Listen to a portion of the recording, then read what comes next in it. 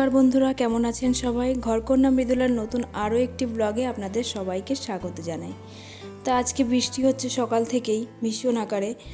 সব কাজকর্ম বৃষ্টির মধ্যেই সেরে নিয়েছি, বেসিনেই বাসনগুলো মেজে নিয়েছিলাম।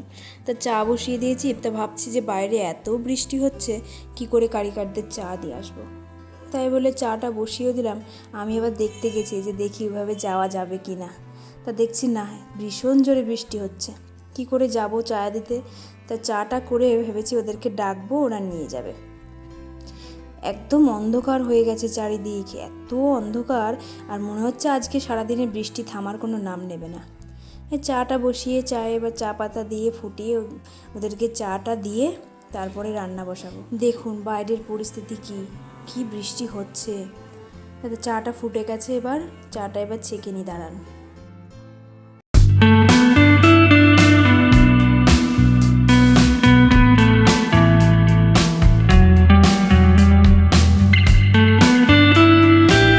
চা ছাকা, এবার দাঁড়ান চাটা কাপে করে ঢেলে ওদেরকে আগে দিয়ে আসি, তারপরে এসে আপনাদের সঙ্গে কথা বলবো।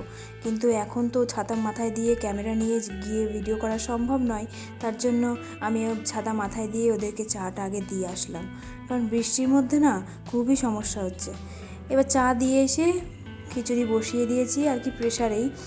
সকালের মতন তো প্রেশারেই হয়ে যাবে সবার। তা আমি প্রেশারেই খিচুড়ি করি, কারণ হাঁড়িতে করতে গেলে না অনেকটা সময় লেগে যায়, আমি দেখেছি। কিন্তু প্রেশার কুকারে যদি খিচুড়ি করি না, বেশি টাইম লাগে না। এই চালটা ভিজিয়ে আগে প্রেশারে দিয়ে ডালটা ভেজে নিয়ে ওর মধ্যে লঙ্কা দিয়ে একটা সিটি মেরে নেব, তাহলে পরে প্রেশারে একটা সিটি মেরে দিলে চালটা গলে যাবে। তখন আবার ফোড়ন দিয়ে আদা জিরে বাটা দিয়ে ফোড়ন দেবো, তখন তাড়াতাড়ি খিচুড়িটা হয়ে যাবে। আর বাবার তো আমার লেট হয়ে গেছে আজকে অনেকটাই, খিদেও পেয়ে গেছে বললো। আমি ওই জন্য হুটোপাটা করছি। ঝটপট লঙ্কাটা চিরে ওর মধ্যে প্রেশারের মধ্যে দিয়ে দেব, দিয়ে তারপরে প্রেশার কুকারটা আটকে দেব। একটা সিটি হতে হতে এদিকে আমি মশলাটাও রেডি করে নিতে পারবো, ওদিকে বেগুন ভাজা করব আর পটল ভাজা করব। আর ভেবেছি আমার মেয়ে পেঁয়াজি খেতে ভালোবাসে, একটু পেঁয়াজি করব। ওই দেখুন আড়ত থেকে পুরো ভিজে ভিজে বাড়ি আসলো। বাড়ি আসতে পারছে না তো, সকাল থেকে একভাবে একটানা বৃষ্টি হয়েই যাচ্ছে, কোনো রকমভাবেই বেরোতে পারছে না। ভোরবেলা উঠে ভিজতে ভিজতে গেছে, তখন ছিপছিপ করে বৃষ্টি পড়ছিল, কিন্তু আসার সময় আর আসতে পারছিল না, বসেই আছে। তো এখন কি করবে, বাধ্যতামূলক ভিজে ভিজেই এলো। আর এদিকে বাজারও করে নিয়ে এসেছে, আলু আর তেল নিয়ে এসেছে, সবজি মোটামুটি ছিলই, আর এই মাছ নিয়ে এসেছে, রিঠে মাছ। রিঠে মাছ খেতে সোনার বাবা ভীষণ ভালোবাসে, আমি আবার অতটা ভালোবাসি না। দাঁড়ান তরকারিটা দিয়ে দিই খিচুড়িতে, প্রায় হওয়ার মধ্যে। এদিকে খিচুড়িটা একটু তেল, শুকনো লঙ্কা, তেজপাতা দিয়ে, পাঁচফোড়ন দিয়ে, আদা জিরে বাটাটা দিয়ে কষতে থাকুক। আর এদিকে খিচুড়িটা একটা সিটি মেরেছি, কিন্তু হলুদ দিলে না খিচুড়িটা আগে গলতে চায় না।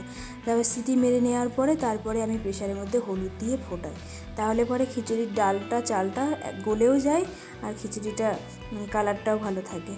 কিন্তু দেখবেন যদি হলুদ দিয়ে খিচুড়ি করতে যায় না, হলুদে না মানে পুরো শক্ত হয়ে থাকে, চালটা ডাল কিছুই ভালো করে গলতে চাইবে না। খিচুড়ি ফোড়ন দিয়ে আমার কমপ্লিট, খিচুড়িটাও রেডি হয়ে গেছে। পুরো প্রেশার কুকারটা একদম ভর্তি হয়ে গেছে, টাপুটুকু ভর্তি, মানে সেই আর একটু হলেই পড়ে যাবে এমন অবস্থা। এবার আমি সরাতেও পারছি না, কি করি, ওইভাবেই আস্তে আস্তে খিচুড়িটা করলাম। লাস্ট যেটা দিলাম আর কি, সেটা হলো ভাজা মশলা। একটু গরম মশলা দিতে হবে, আর একটু ভাজা মশলা, আর একদম শেষে দিতে হবে ঘি, তাহলে খিচুড়িটা একদম জমে ক্ষীর। আর একটু বেগুন ভাজা করে নিই, খিচুড়ির সঙ্গে বেগুন ভাজা তো একদম সুন্দর যায়। আর একটু পটল ভাজা করব। তারপর আবার মেয়ে পেঁয়াজি খেতে ভালোবাসে, পেঁয়াজিও করব বললাম, ওর বাবাও খেতে ভালোবাসে। মোট কথা আমাদের বাড়িতে সবাই ভালোবাসে। দাঁড়ান এগুলো ভেজে নিই আগে।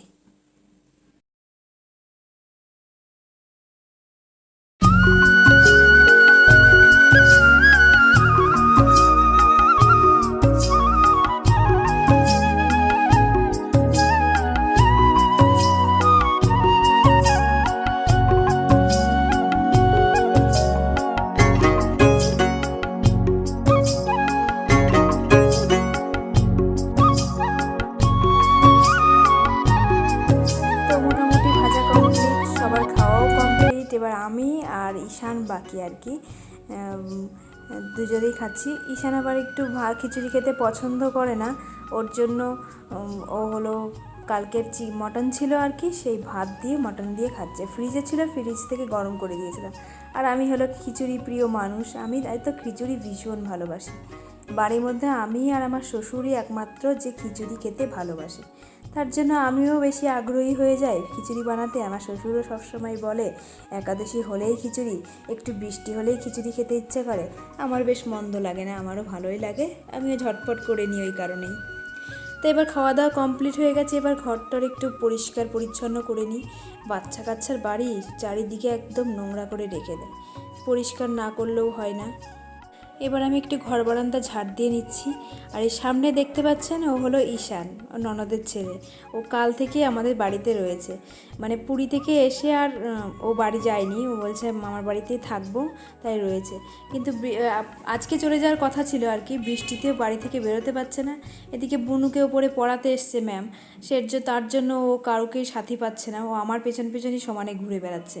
আমি কি করছি কি না করছি সেগুলো দেখছে আর ঘুরছে। এত দুরন্ত। ও আর আমার মেয়ে দুজন যদি এক জায়গায় থাকে তাহলে তো কোনো কথাই হবে না, সমানে বাড়ি একদম হুলুস থুলুস হয়ে যায় সাথে সাথে। তো যেন কাজকর্ম প্রায় শেষের মধ্যেই আমি ঘরটর পরিষ্কার করে নিয়েছি। স্নানটা আমি একটু পরেই করব, কারণ বৃষ্টি পড়ছে বাইরে, আর এই বৃষ্টির জল যদি মাথায় পড়ে তাহলে তো আবার শুরু হয়ে যাবে ঠান্ডা। দেখেছেন, ক্যামেরার সামনে পর্যন্ত দাঁড়িয়ে সমানে দুষ্টুমি করছে।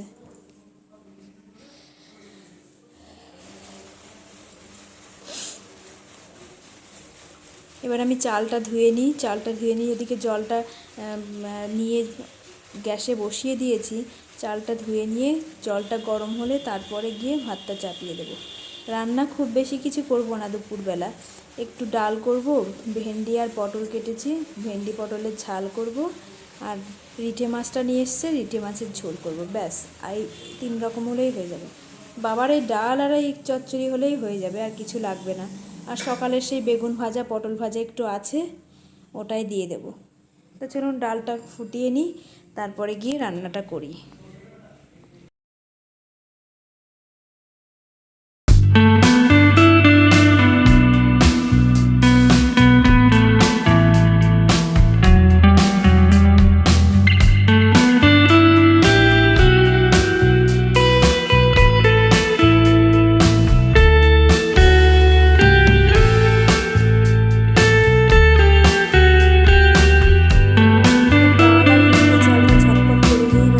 চাপিয়ে দিচ্ছি।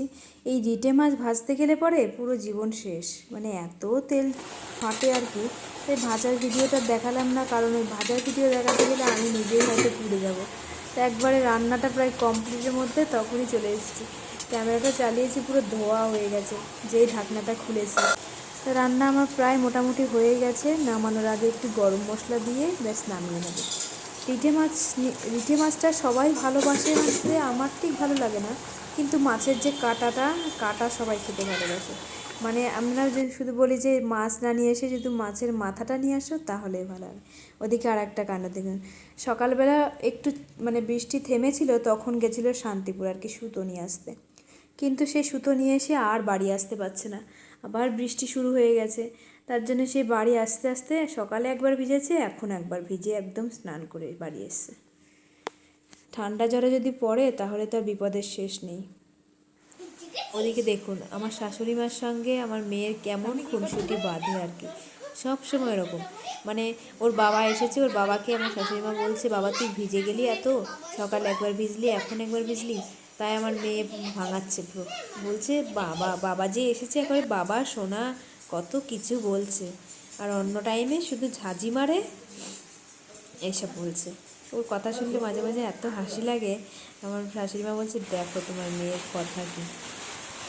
তো দেখুন রান্না বান্না হয়ে গেছে, এবার ওপরে এসেছি, ওপরে কি প্রচণ্ড আকারে বৃষ্টি হচ্ছে বাবা। আজকে আর বৃষ্টি থামাথামির সিন নেই, বাড়ি থেকে আজকে বেরোনোও যাবে না, না আমি পার্লারে যেতে পারবো না কোথাও যেতে পারবো। তো এই বৃষ্টি দেখেই আজকের দিনটা কাটায়।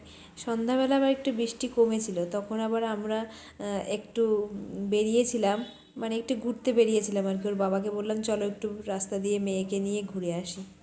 একটা কাজেই গেছিলাম আর কি ছোটোখাটো, সে কাজটা আর কমপ্লিট হয়নি, তা একটু ঘুরে আসলাম। একটু লং ড্রাইভে নিয়ে গেল আমাকে, সোনাকে, আর ওর বাবাই নিয়ে গেল। তো ঘুরে টুরে আজকের ভিডিওটা আমি এই ঘোরা দিয়ে শেষ করলাম। সবাই ভালো থেকো।